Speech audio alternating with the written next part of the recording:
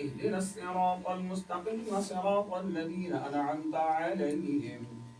غير المغضوب عليهم ولا الضالين.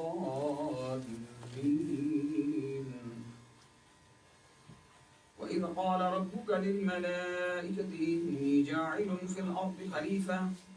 قالوا أتجعل فيها من يفسد فيها ويسفك الدماء ونحن نسبح بحمدك ونقدس لك قال إني أعلم ما لا تعلمون وعلم آدم الأسماء كلها ثم عرضهم على الملائكة فقال أنبئوني بأسماء هؤلاء إن كنتم صادقين قالوا سبحانك لا علم لنا إلا ما علمتنا إنك أنت العليم الحكيم قال يا آدم أنبئهم بأسمائهم فلما أنبأهم بأسمائهم قال ألم أقل لكم إني أعلم غيب السماوات والأرض وأعلم ما تبدون وما كنتم تكتمون وإذ قلنا للملائكة اسجدوا لآدم فسجدوا إلا إبليس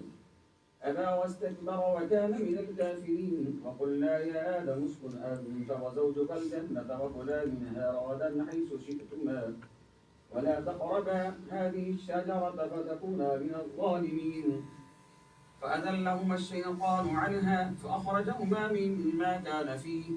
وقلنا اهبطوا بعضكم لبعض عدو ولكم في الأرض مستقر ومتاع إلى حين